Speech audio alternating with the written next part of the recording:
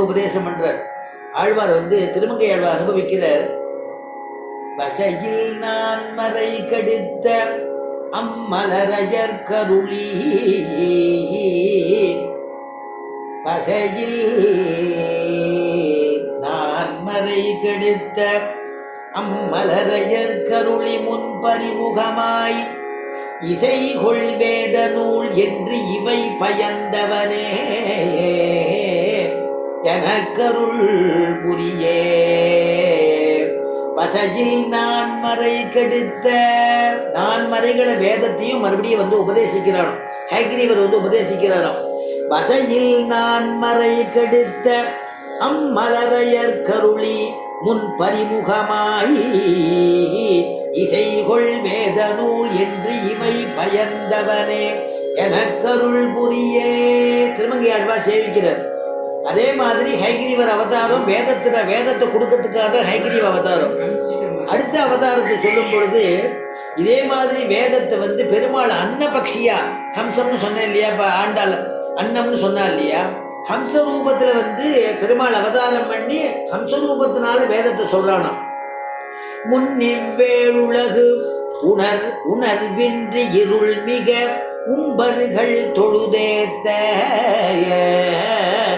முன்னிவ்வேழுலகும் உணர்வின்றி, இந்த ஏழுலகும் அஞ்ஞானத்தினால முழுகின்றிருக்கக்கூடிய சமயத்துல முன்னிவ்வேழுலகும் உணர்வின்றி இருள் மிக உம்பர்கள் தொழுதேத்த,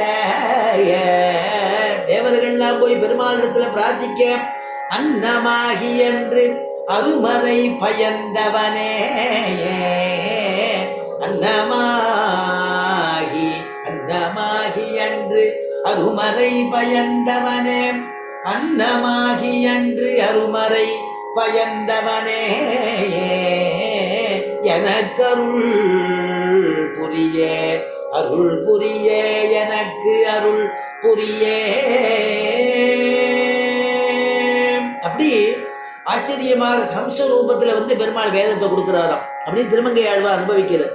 அந்த பெருமாள் எங்க இருக்காருன்னா ரொம்ப தூரம் போக வேண்டாமா, உயர்கொள் மாதவி போதொடுலாவிய மாருதம் வீதியின் வாய் இசையெல்லாம் கமழும் பொழில் சூழ், இசையெல்லாம் கமழும் பொழில் சூழ் திருவெள்ளரை நின்றானே.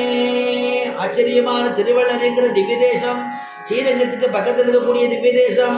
நம்பெருமாள் மாதிரியே இருப்பார் பெருமாள், அற்புதமான பெருமாள். அந்த பெருமாள் இடத்துல மங்களாசாசனம் பண்றாராம் திருமங்கை ஆழ்வார்.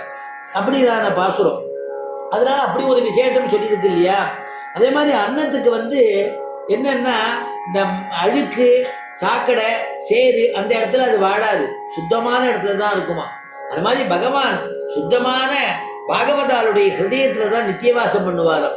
காமம், குரோதம், லோபம், மோகம், மதம், ஆச்சரியம் சொல்லக்கூடிய குணங்கள்லாம் இல்லாதபடிக்கு சுத்தமான ஹிருதயத்தோட எவனொத்தன் பகவானை ஆராதிக்கிறானோ, எவனொத்தன் பகவானை உபாசனம் பண்றானோ அவரிடத்துல தான் இருப்பானோ.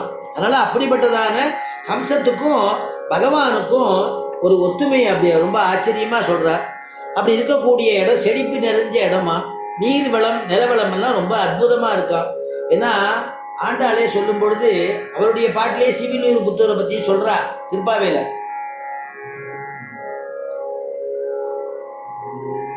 பூங்குவளை போதில் பொறிவண்டு கள்படுப்ப, பூங்குவளை போதில் பொறிவண்டு கள்படுப்ப தேங்காதே பொக்கிருந்து சீத்த முலை பற்றி, பூங்குவளை போதில் பொறிவண்டு கள்படுப்ப தேங்காதே பொக்கிருந்து சீத்த முலை பற்றி வாங்க குடம் நிறைக்கும் வள்ளல் பெரும் பசுக்கள் நீங்காத செல்வம் நிறைந்தேலோரெம்பாவாய்.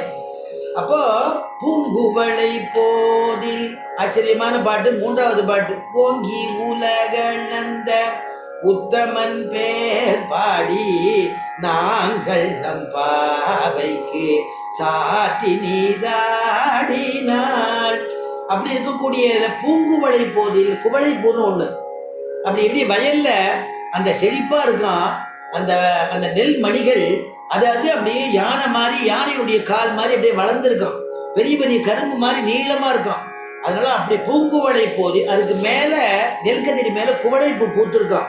பூங்குவளை போதில் பொதி வண்டு கள் படுப்ப, வண்டு போய் தூங்குறதான். ஏன் தூங்குறதுன்னா அந்த வண்டு தேன் சாப்பிடணுங்கிறதுக்காக போறது. திருப்தியான தேன் சாப்பிடணும், அது கோலப்பூல தானே கிடைக்கும். அதில் போய் உட்காந்து தேனை சாப்பிட்டுடுறது, வயிறு முட்டை சாப்பிட்டுடுறது.